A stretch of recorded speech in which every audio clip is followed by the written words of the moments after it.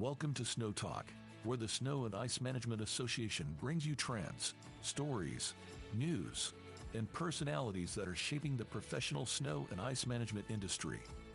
This season of Snow Talk is sponsored by Western Snowplows and Fisher Engineering. So settle in and let's talk snow.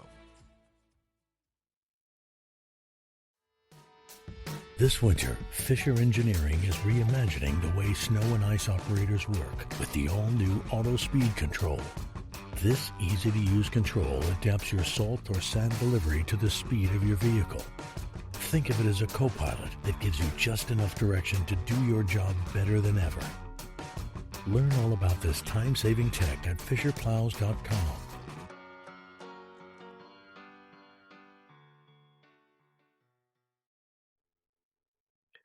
Good morning and welcome to Snow Talk, the podcast of the Snow and Ice Management Association.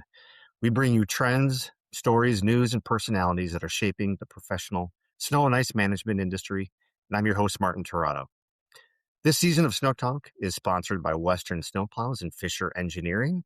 Thank you for your ongoing support.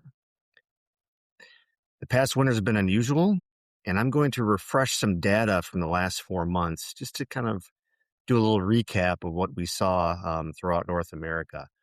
So for people like us that love snow and, we work in it, enjoy it, and embrace it and embrace the challenges of it, I'll start with some of the challenges. That was Western United States, Western Canada. Warmer than usual, drier than usual. Some areas of both Canada and the U.S. had some historic to low to no snowfall this past winter, and that was challenging for people there. You'll see this next year that snowpack in the mountains is light, and that's going to create some water issues for the western half of North America. And hopefully those contractors and people working in snow will see changes long term in their winter weather patterns. But let's go to the good news. The good news was Midwest, and that's upper Midwest to the Northeast, and call it the Great Lakes, and even the Mid-Atlantics. There was some historic to record-breaking snow. One of our guests is from Connecticut, but we'll talk a bit about the historic blizzard from late February. Providence, Rhode Island, for example, had 37 inches in a 24-hour period. That's set an all-time record. Areas in the Mid-Atlantics that hadn't seen significant snowfall in a few years had a few events that were significant with the amount of accumulation that they have. It was followed up by very cold weather. So there's some parts of the central part of the United States where they're used to kind of having some thawing out in winter when the temperatures get a little bit higher. That didn't happen. We had winter storms that got followed by incredibly cold temperatures, sometimes below zero or single digits. And then in the Midwest here, where I'm at, Milwaukee, Wisconsin, and then north of us, so mid-March, we got hit with 6 inches of snow here. But if you go north of us, central Wisconsin, further north, Minneapolis, some of those areas had record-breaking snowfall. People were very busy this past winter. And we're going to talk about that from a couple of snow experts here. I do want to introduce Deb Mattson, CSP. She's the business manager at Allied Snow Removal in Mystic, Connecticut. Deb, when I saw that you're the business manager, I thought that was very humble. I think you're going to do a lot more than that from what I've known of your background for the years. And then we have Jennifer Wolf, CSP, Senior Manager of Douglas Dynamics, also located here in beautiful Milwaukee, Wisconsin. Thank you for joining the podcast today. I'm going to start, Deb, because you hit the Northeast has had some, last few years, not as much snowfall as you kind of have long-term historically, had some big snow events. How did you and your team perform this year? How did it go out there? Well, I'm really proud of my team. They did a great job. At the end of the day, they did what mattered, which they didn't quit till it was done. We plow in the tri-state area, New England, we're our own little world out here, but we also plow in Rhode Island. We plow in Mass and Connecticut, because where I am, Rhode Island is literally 2 minutes from me. So we got hit all the way around. Connecticut got historic numbers. Also, where Rhode Island blasted it out of the water. So my Rhode Island team, oh my goodness, They didn't quit. They faced every hurdle head on, constantly changed the game. That's how you do it. We also, not only within my own immediate team, which includes our employees, our subcontractors, but our vendors, they didn't quit either. As I mentioned to Jennifer, we are a Fisher house, loud and proud. We've got 60 trucks on the road. They run Fisher equipment. It's been good to us for many years, and we have every type of blade they offer. And it really held true to us. For us, Hartford Truck is the supplier that we use. They were on it. They stayed open. Our salt houses stayed open, even though we have our own piles throughout, because you had to change what you were using. For the first time in 20 years, I had to lay sand salt down. We don't do it anymore. The equipment's not even designed for it anymore. As wonderful as these new polycasters are, they're not designed for the weight of that sand. They don't like it. We don't like it either. But followed by the blizzards were historically low temperatures. So it was a matter of reaching out to the customers going, it is physically impossible to melt this for you. Do you want traction? That's all I can offer you is traction at this point until we get at least to 0 degrees and not -10 and -15. The challenges of keeping equipment running. It was going to a lot of old school ways. I can tell you the fact that we have such a great combination of younger workers that are fabulous with all the new technology and know how to run all the new equipment. But one of the biggest hurdles we had was a lot of electricals were acting up in these storms, on the sidewalk machines that had, touch screen operating things. They stalled. They just became a hurdle instead of a help for us. And the older crew like myself, I'm fortunate enough to be part of the generation that grew up in this industry, not having so many cool toys, but also seeing them come into play. And it was a really good mix of, hey, listen, diesel 911's great, but it doesn't always solve all the answers. It doesn't always fix it when you're gelling up in -10 degrees that is lasting. We had hoppers, closed polycasters, the salt freezing up within a half an hour of loading up. We also were on a salt lockdown where the municipalities took our salt. So having to use alternate products, I found that the community as a whole, the snow industry, we kind of banded together. I saw competitors working together. I know a competitor helped me when I was stuck on the side of the road trying to figure out, to get my sander back running. I know I pulled over and gave somebody a jump because their truck just couldn't hold that battery charge. It was too cold. People stopped competing and just, let's get this done. Let's get our towns dug out. And I was really, really excited to see that. Not so much in the first blizzard. New England forgot what snow was, let me tell you. And they got that first blizzard and they were tough to deal with. By the second blizzard, as a community, everybody just banded together and got it done. And a lot of coffee. That's, yeah. Those are the Yeah. stories that people, I think the public doesn't hear when they're inside and hunkered down for the storm, is that there's people out there and with the mentality of, we're just going to get this done, no matter kind of what it takes. Very appreciative of all the work that you and your team had done this past winter, and certainly ongoing as well, too.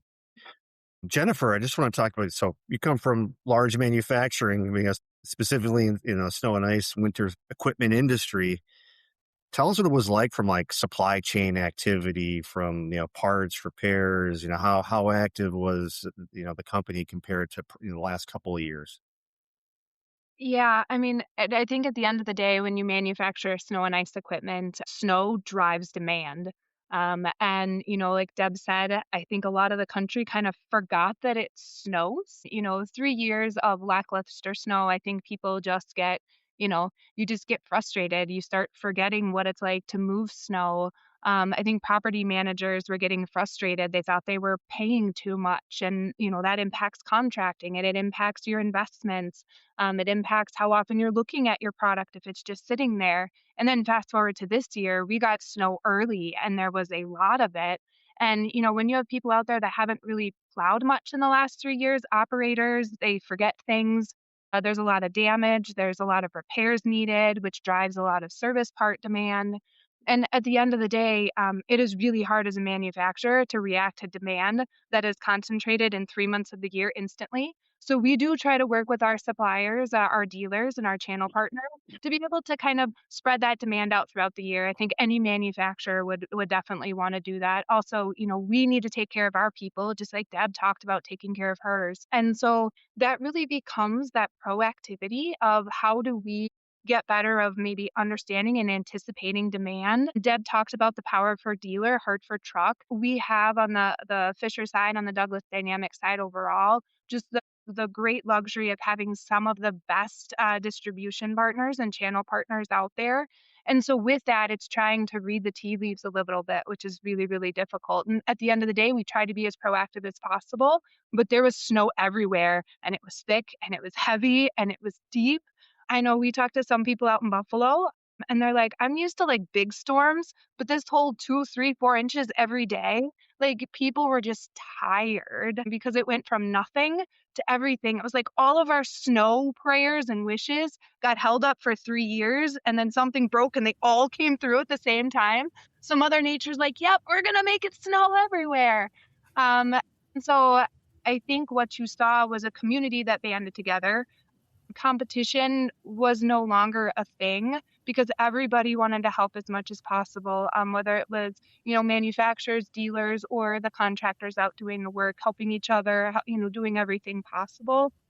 And I think that is the piece, the relationships. When we think about people getting into the network, it's not just about you doing your job. It's about who do you know that can help you, and what relationships do you have. Because ours is not an industry where, you can just get by all by yourself, that it really is the power of your network. Whether it's, knowing other contractors, the relationship that you develop with your dealers, the way that you advocate for yourself and your business. And, I think that that's the important part, because it is, everyone tries to be proactive, but when it snows, everybody has instant demand. And I think as an overall community in the snow and ice world, manufacturer, dealers, and contractors, we need to continue to keep those lines of communication open so we can, react better and faster, but also remember that proactivity piece, because that'll help us balance all of that. Yeah, great points. Oh, fantastic. Hey, Deb, I'm curious too on the customer side, the properties that you manage. Like, what was some of the feedback and flexibility when like in some ways there could be like some correction of the market in a way, like, hey, it's actually getting significant snowfall here. We're still in, Connecticut and Massachusetts, Rhode Island, where you're at. This is the New England that had a winter that was like, wow, this is a wake up call. What do you think would, like, again, what feedback did you get on, like, hopefully maybe some patience from some, and like, what do they think, like, moving forward, the market's going to be like? Contractually, a lot of people were coming off of seasonals because we had about 3 years of dry winters, if you would, just because they were really low snow winters. And they don't want to pay for seasonals anymore because they didn't, as Jennifer mentioned, they felt like they were overpaying. It wasn't snowing enough to justify the seasonal. Unfortunately for my customers, anybody that was on a per storm called in a panic during the blizzard and was like, we want to go back to seasonal. It's just an in-house rule. Whatever you signed is what you have. We do not change contracts midwinter. It's always been our policy. As Jennifer said, we have to be proactive. And whether I think it's going to snow or not, my budgets are designed if it is.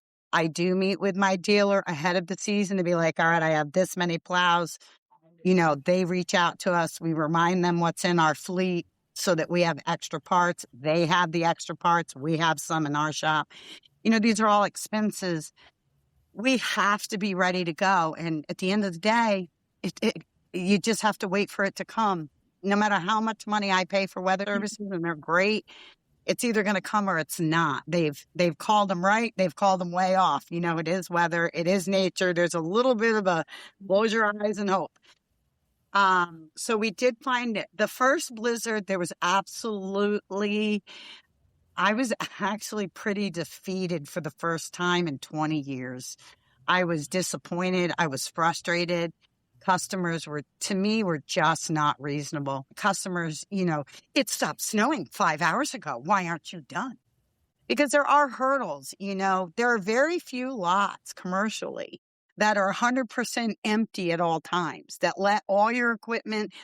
There's none that don't have a hurdle, whether it's the trucks coming in and out at night, delivery trucks.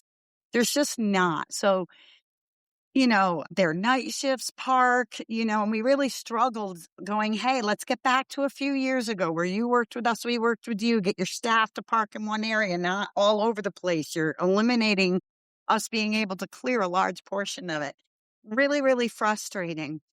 Then we got hit with another 10-inch storm in between our two blizzards. And it's like everybody woke up of, hey, we're New Englanders. This is snow. This is what we do. And all of a sudden I had store managers going, I can have my staff help with a shoveling if your guys are tired. You're like, what? I couldn't get you to move a car in the first blizzard. Now you want a shovel. Woohoo. So we needed that one. I called it kind of like the brain duster, get everybody back out of that comfort, reminder that, this is what it is. I think society, with everything at our fingertips, have this expectation that, it stops snowing at midnight and I should be clear by 2 a.m. Like the snow never happened. I only want to see it on the edges and have my little postcard picture and not a lick of anything. It's not reality. It's just not, especially in negative temperatures. So, by our 10-incher, attitudes and mindsets changed. The second blizzard was really tough because a lot of people that we warned them, you might want to haul this snow out. If you get another heavy storm, there's nowhere to go. They did not make that choice and really regretted it when the second blizzard came with twice as much snow. So our first blizzard was average 14 to 18 inches. Our second blizzard was average 24 to as high as 27 inches. So that you already had 1.5 foot of snow in your lot. And then we had 10 inches come, and now you got 2 more feet. Well, if you had 20 parking spots, you're not going to be happy after that second blizzard. Nowhere to go with it. Yeah. Yeah, let's talk about that just real quickly too on that, because we had another guest in the podcast a few months ago on using melters, because in the Northeast and even other parts of the country, when there's high urban density and there's nowhere to move snow and relocate it, if you run out of space not everybody has access to a dumping site either. Like, what did you do with this? And We can't use melters in Connecticut. You have to get a special permit, but we can't because the melters have to go over storm drains, and our storm drains run to our Connecticut River. They're not allowed out here. We've tried. Some people use them, I will say after the second blizzard, our DEEP department, DEP, loosened the rules for the state and the municipalities to be allowed to dump their snow via triaxle or dump truck into the river, but they still didn't allow the snow melters, and they did not allow contractors to do the same. So where do we put the snow? I've been doing this for 25 years. That guy that owns a vacant lot and you pay him to let you dump it, know? We have some spots. Everybody says, oh, you have the farm, because we operate out of my family's multi-generational farm. Yeah, but even I can't put the snow everywhere because I've got to grow produce on that. And I can't have the chemicals from the ice melt products in our fields. But we do have some woodland. But again, there are rules to where I can dump this if it's near any kind of body of water that will flow into the Mystic River, the Connecticut River. So a lot of it was relocation. Remembering that your average bank, your gas station, your smaller mom and pop stores are not typically plowed with large equipment.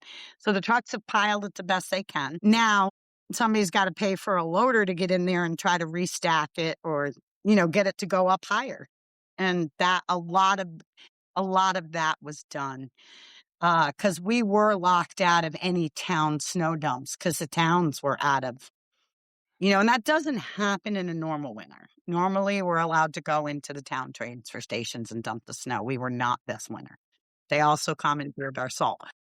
I don't remember in the 20 some odd years I've been doing this, almost 25 years, I don't remember any other time that people were dumping in the river. It gets desperate, right? And like, what are the other options here? People couldn't get out of their roads. This second blizzard, a couple of conversations I had with some customers, some in general, just real team players, and some that were like, hey, I shouldn't have had to do a single thing. I pay you to do it. And they're 100% right. But I mentioned to them, I said, some of our adventures during these storms were pulling DOT trucks out because they slid off the road or they couldn't find the road. They lost their mark. His visibility Oh, was so bad at one point, DOT was pulled off the road. We landlocked our guys to their largest properties because, we know how to drive in this, but there was a point, 65-mile-an-hour winds, zero visibility. We're done. You're not having your guy bounce lot to lot in that. It's just not safe. And it doesn't do anybody any good for these plows to be in ditches or off the side of the road. My favorite story is in one of our local towns. My driver calls, he goes, I got to send the load to the town truck. The guy lost his mark. He's half in a ditch on the side of the road. Our loader pulls him out. Then my loader gets stuck. That same truck tries to pull. It was just a game. We were just pulling each other out. And on one hand, I am so proud, and as I mentioned to this one particular customer, and I said, you wanted to be open, and the town truck that was doing your road was on the side of the road at the time that you expected to be open. And I know it because my loader pulled it out. And then he had to pull my loader out. I mean, I'm sorry that you couldn't open. The town couldn't get through. That's why we were shut down for about 3 days. And just trying to be realistic, like, I get that you're frustrated, but this was the reality. I said, and here's the good news. The town didn't send me a bill for pulling my truck out, and I'm not sending the town a bill for pulling their truck out. Like, there's just a point. You just don't. It was just a matter of, let's get everybody through this. Let's get them home safely. Yeah. Mhm. Yeah. If we don't think these aren't emergency services, listen to those comments right there. Absolutely. I mean, people are just the municipalities, and that affects then think of just fire, police, Well, we do. EMTs, right? Yeah. We do a lot of our local firehouses. We do some police stations. And, I can tell you where I am. I don't in Hartford County, but we get flagged down. And there's no conversation other than I need your badge number, because in Connecticut, I can't put my blade down on the town or state-owned road.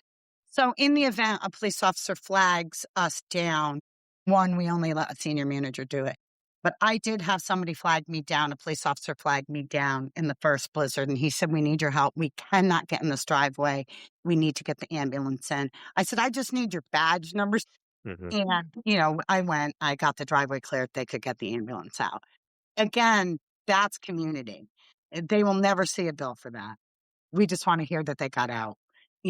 And that, I think sometimes that gets forgotten in our now society and we were worrying about making sure police and fire could get through, because the people that were braving the weather, and mind you, everybody says, oh, their own fault. You forget, just as I had to be on the road, your pharmacists had to be on the road, your medical providers, they didn't have a choice. They had to try to get to work. They're also necessity. So sometimes we get a little quick to judge about, that car deserved to be off the road. They shouldn't have been out in the blizzard. 9 times out of 10, people driving in a blizzard, they don't want to be driving in the blizzard, but they have to go to their job because they were deemed essential. I don't know if you saw in the news, Connecticut, even New York, who's not quite New England. When we were done, we all sent our DOTs to Rhode Island to help them keep digging out. And it's, from our seat, we understand it. The general public doesn't. They're like, why is it taking so long? But I was alive in the blizzard of 78. We had no power. We were shut down for a week. But we also didn't have social media. So if anybody was complaining about it, you didn't really hear it unless it was your neighbor. Good point. Yeah. It was the whole state was shut down, so it's a different world. We were shut down for 3 days this time. The second blizzard, first blizzard, we did not shut down. So shout out to anybody doing snow in any capacity, towns, states, your private contractors. We've definitely made a lot of progress. Jennifer as well. Like, so you see the full realm of ice storms, small amounts of snow to massive amounts of snow with cold, heavy accumulation. What are you kind of seeing maybe as some trends from like, products that customers are asking for? Are there any new things? There's got to be some new things, and whether it's particularly even like the younger generation, what's some of them looking for from a manufacturer to kind of help them perform their work better? Yeah, I think the themes that we hear over and over again is efficiency, productivity, and access to data. I think those are the three pieces. And as Deb meant, like when you look at the green space, they are, if you go to October and you go to the Equip Expo, I mean, technology's everywhere. Everything's autonomous, but you get to operate that equipment from 75 to 90 degrees. And if it rains, the equipment isn't out because you can't do any type of lawn care. You fast forward to when we, go to the SIMA Symposium in June, and, you are talking about a very caustic environment where you have to operate in Mother Nature's worst. It's cold, it's wet. If you're doing any type of de-icing, you're talking about chemicals and caustic environments, and that is exactly where electrical does not thrive. And so you always have to balance, how do you create the technological advances that help contractors automate, help them do more with less people because labor just isn't there. It's not easily accessible. You can't count on it like you could maybe in the past. And how do you balance all of this? Also knowing that 2, 3 in the morning, when there's not much support, is usually when something breaks down. So you want it to be easy to repair. You want to be able to provide alternate paths. And so all of that becomes a balance. I think Douglas Dynamics has always taken the path as well with our Fisher Western and SnowX brands. We also don't want to alienate the 70 years of history and field inventory that we have out by making all these advances that now require this huge investment in product. And so it always becomes a fine line, but over and over again, we are hearing about make it simple. Make it easy for me to be able to train my people because it seems to be a very transient workforce. People will kind of come and go throughout the season. A lot of times they don't stay for the next season outside of the core workforce. So we try to be, kind of balance all of those things, that maybe these great, huge technological leaps that require all of this training, it's difficult. It takes a while. I mean, as an industry, I think we've been talking about liquids for 15 years, 10 to 15 years. But there's a real reason why people, want that or craving it. But how do you find the balance, right? Granular to de-icing, and how do you handle super cold temperatures where science is just, and that's the other piece. Like we have to be scientists in our space to understand at what temperature does this work? What type of snow is it? Is it heavy or is it wet? Deb introduced the idea of spider snow, the ice and the super wet with like I didn't realize, I've only been in the snow industry for 5 years. I didn't realize how many different types of snow there was. Contractors have to figure out what type of snow, when is it going to hit, what type of properties do I have, who's going to be open, who isn't. All of these things are going through your mind. And the last thing we want is equipment that's hard to use because it's now another thing. And so those are all of the pieces I think that, we have to balance. I think from the younger generation standpoint, though, when you talk to people who are in our industry, Deb, you are fantastic, so passionate about, what you do. But it seems like a lot of people found their way here by accident. I think as an industry, we are a great place. You can make a very strong career here. The ability to be able to be, I call it a little backwoods engineering, but this is where the relationships become so important as a manufacturer with the contractors who are using our equipment, because we build what we think will work. You are testing it in real everyday use cases, and you're letting us know those fringe cases where this works 98% of the time, but if you just did these couple extra things. And that goes back to that relationship piece, building those relationships and those connections. So as an overall industry, our contractors can identify gaps, and then the manufacturers that exist in the space can fill those gaps. And also, I think that we have a huge responsibility as advocates for our industry to make it a destination that people want to work because it's just a fantastic group of people. And Deb, you talked about everybody bands together.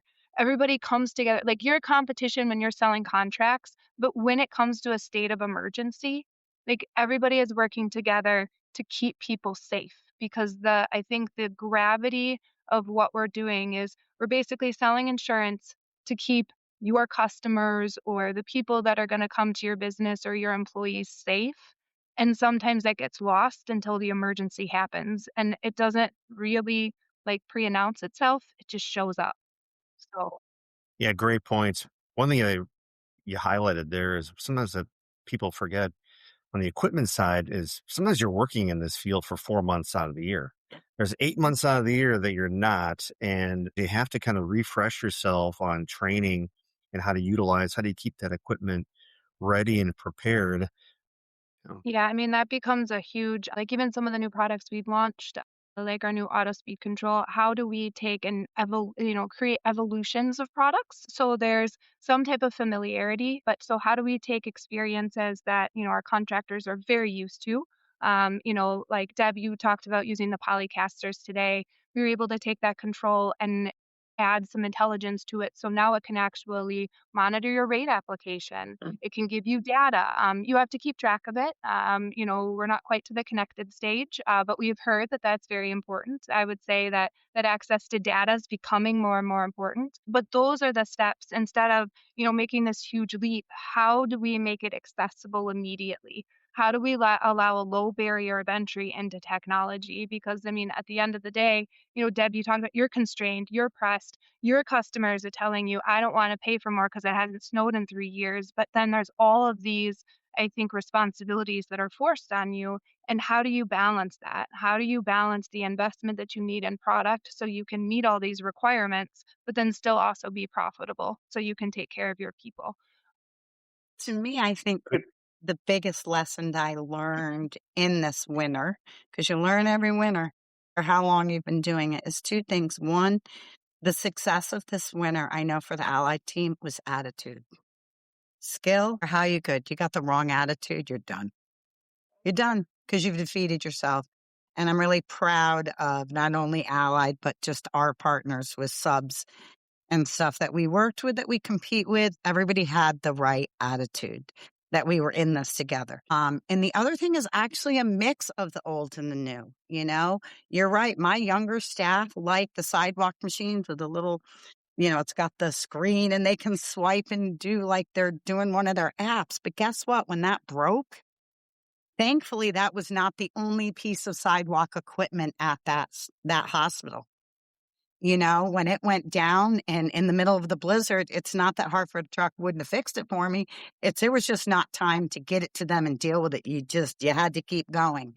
So it is finding the mix of using the old, the good old fashioned shovel or, the snow blowers and what have you. The old and the new is making sure that you don't 100% rely on one thing for any one job.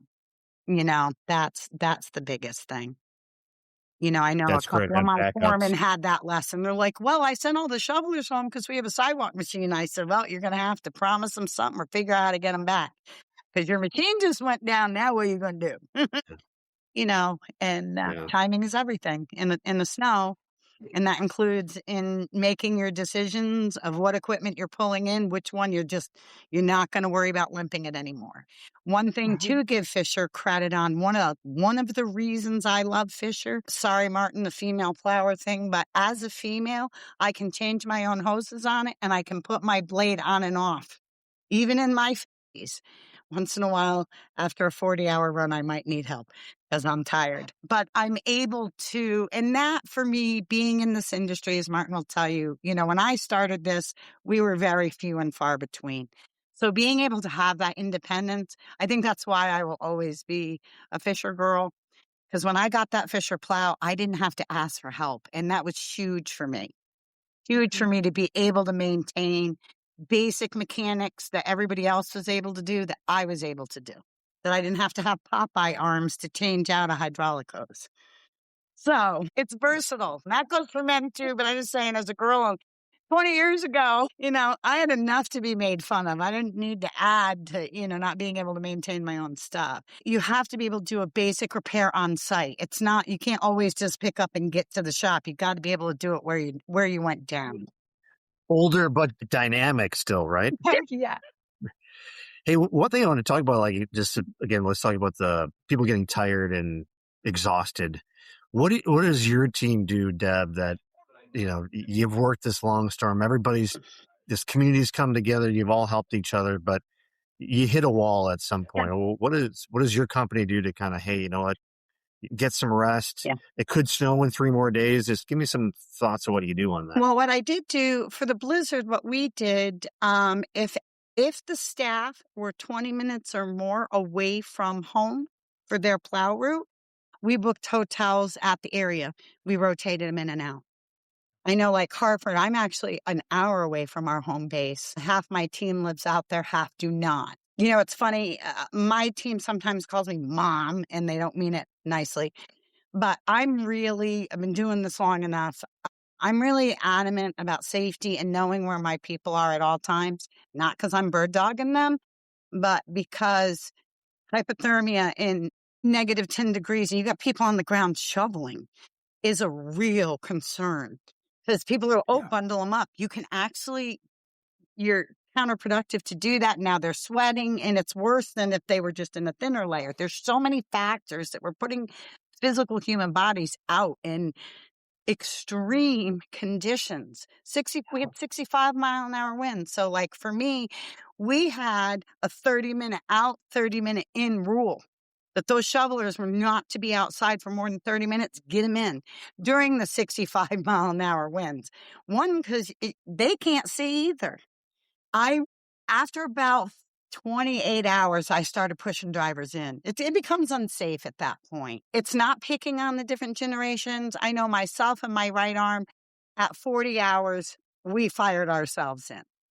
We did last longer. We are senior, we're foreman. I'm a senior manager of our corporation. But I'll tell you, it pushed everything I had mentally. And then I had to be a grown-up and say, I got no business out here in a vehicle. It's done. I've got to get some sleep. I know my team, and I know when they stop making sense to me or their personality change, it's time. You got to know your team. I have fabulous people to help us with dispatching in the extreme storms. And, Audrey would call and she's like, Deb, Chris isn't doing so hot. I want to pull him. It's a sign of exhaustion, right? Exactly. So You're I'm normally cognitive, really goofy, right? very upbeat, and drive my crew crazy. So in that second blizzard, when Kyle was like, you're done. He's like, you are not making sense and you're starting to make bad decisions. I'm sending you in. You've sent everybody else in. You're done. I'll go behind you. And I went in, slept for like 4 hours, and that was a world of difference, And I know sometimes it gets to be an ego thing of who stayed out. I stayed out 90 hours. Yeah, well, you matter too. Sometimes I think as foremen, we forget. We're so worried about our team, we forget about ourselves. Yeah. I do both ends of this. I do our contracts. I do our staff. I'm in the office and in the truck, so I can see things at a whole different perspective, liability-wise for my company, employment-wise for my employees. But the biggest thing is to really watch their personalities. And, I think if you know your staff, you know when it's time to pull them. Yeah, safety is the number one. You hear this kind of over and over from other assignment members. Safety, personal safety. The absolute nightmare scenario is you don't have someone from your team that goes home with isn't able to go home because of a serious injury or worse. That's kind of the complete nightmare. And there's times where you're right. You have to kind of check your ego at the door. Be like, yeah, you notice that, Deborah, those are signs of cognitive decline from exhaustion, sleep exhaustion, and to recognize that and offer people and have them really at hotel rooms or somewhere close by where they can get some rest. Is critically important, especially in these storms that have lasted 24, 48 hours. And then, like you said, then there's the winds come in, and then you got the drifting, and then the cleanups that have to happen again after that. They're like, oh, it stopped snowing 12 hours ago. Yeah, but it didn't stop. The wind didn't stop blowing at all. Yeah. Jennifer, I want to talk to you too. So Douglas Dynamics, like you have to work through the low seasons and the high seasons. How does a manufacturer that's dependent on, again, the variability of winter weather, what are you looking at? What kind of plans do you make for these kind of scenarios of large winters, low snow seasons, everything in between, different parts of the country? That's challenging as well too. I mean, it is, we are all, I think, amateur meteorologists. Some of us probably even a little more so. I guess if anyone has a good, like, long-term weather forecaster, please let us know because I'm pretty sure we've tried to pay attention to all of it. But I do think, just the same as we are hearing from our contractors that they want more access to data, we are, constantly looking at, how do we take the data we have in our business, the relationships and what our dealers purchase, the weather forecast, economic trends, all the things, and then how do you overlay that to try to understand, the any type of correlations, any type of because proactivity is so important in our business as we talked about earlier. So I think that there's a huge move in emerging technologies, business intelligence systems, AI. How do you use it to kind of crack the code in all the data sets that we have? Because data points are great, but unless you can distill that down and be able to see the trends and do something with it's not that helpful. So we have a lot of amazing people that are looking at the data, but then it also comes back to that relationship piece, what's going on in the industry, because data is always a little bit of a lagging indicator. It's what's happened in the past. So how do we use that to then try to, extrapolate what's going to happen in the future given what our conversations and our relationships with our channel partners and contractors are telling us? Where do we need to go in the future? What are some of the emerging trends in the industry? And then overlay all of that. It's a little bit of a crazy mad science, I would say. Sometimes we get it a little more right than others, but I think that there's also the craziness where, replacement cycles on equipment is driven so much by how often it's used. And the weather patterns in the winter can sometimes seem really macro, but they're so micro as well because different types of snow causes, things to wear faster. So it's definitely a little bit of a mad science, I would say. But we're trying to crack that code. And I think that comes back to, just more data. Everybody wants it. But I do think that as we can create smarter ecosystems where products can collect data and, we can maybe partner with some of those awesome data software companies. How do we as an industry unlock all of that information so we can all be smarter and better and learn from each other? Good. Yeah. I'll ask both of you this. This is a little self-serving question as well, too. Just curious. Deb, you've been a member of Simon for a long time. What do you enjoy and have enjoyed about your Simon membership? What keeps you coming back, particularly the symposium, and staying engaged? Well, for me, Simon gave me purpose many years ago. 2002 is when I joined. Simon, I think, made me the snow professional that I am. Back then, I was just an office manager trying to I was in an insurance adjuster for disaster recovery before I came into snow, which was a family business. And Simon, I went to Simon just to understand my cousin's business a little bit so I could be more helpful.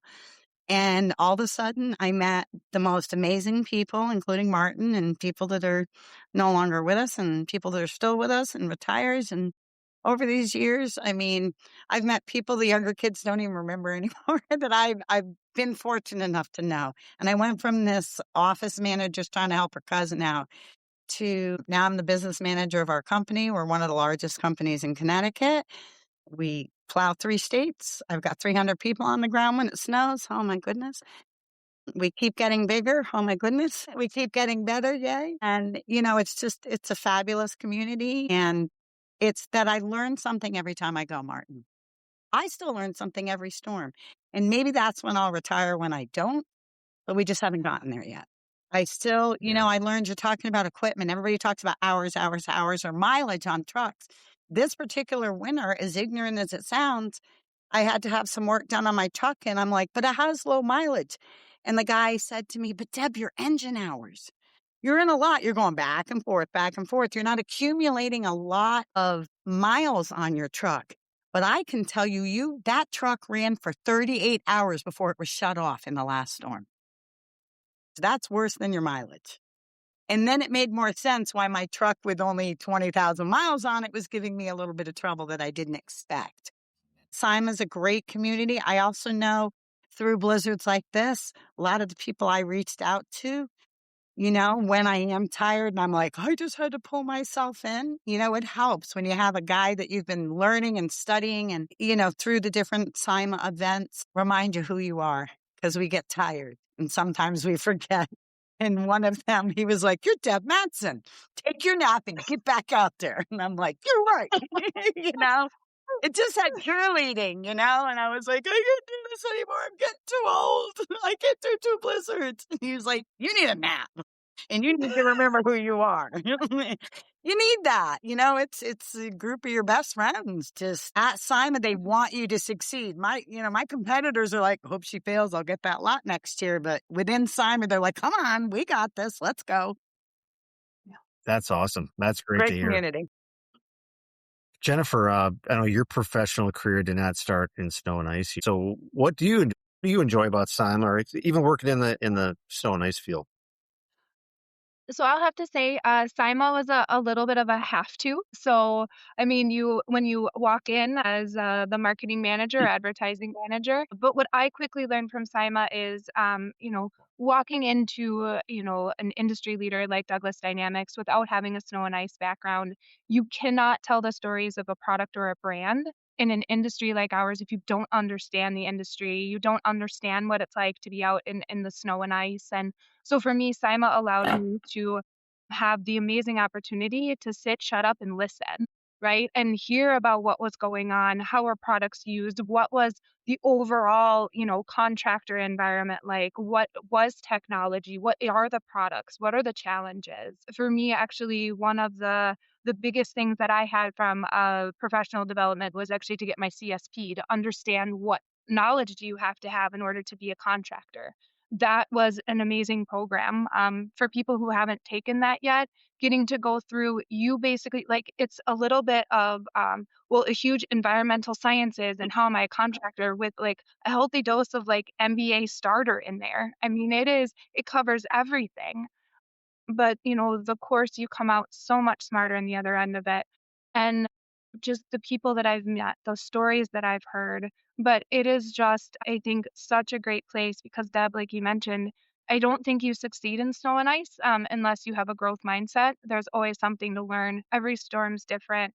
I can always learn from somebody else. And even though there's certain months out of the year where people locally are competitors, it feels like once the contractors are done or the contracts are done and signed, it is a brotherhood and a sisterhood and a community of people working together to get better.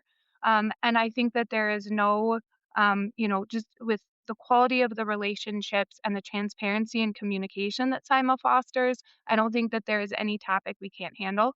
And when you even look at, I think everyone's understanding the environmental impact. How do we attract more people into the industry? I think that Sima has a huge opportunity to take all that passion and not just in the US, but Canada too, and to connect those dots and allow our industry as a whole to move together to handle those big topics and create more, I guess, forward thinking or more attention to our industry, which Martin, you probably can't see it because of the podcast, but he wore a Sima Foundation sweatshirt today. And so not only do we have the association, but now there's the foundation side, really looking at how are we researching and understanding our industry and our impact. So we can talk, or contractors can talk more, I think, solidly about their impact and their growth opportunities and why this is an attractive place to work and, kind of understand some of those business metrics, being able to bring people in, through scholarships, and then that awareness piece of how do we make our industry a destination. And so when you look at, where Sima's poised to go in the future, and Martin, you're getting more involved with legislation and making those, connections with all the work being done in Wisconsin as the start. It is a great time to be active in Sima, more active, or become a member for sure. Appreciate that and appreciate the comments and that both of you made today. I'm going to wrap this up into here's 3 words. I actually wrote them down here: understanding, friendship, community. That community, we're going to get together on June 23rd through the 26th in Cincinnati, Ohio, like we do every year. And we celebrate both the challenges in this community and some of the pain points, but we also celebrate the wins and how we support each other, how we support the public, our customers, the municipalities that keep our lines of transportation open for us to continue to have a thriving economy and community. That's what we're there for. Deb, Jennifer, thank you so much for joining me today. Great conversation. We'll see you in June. I know both of you will be there, and hope to see a lot of other people. Thank Thank you very much. you.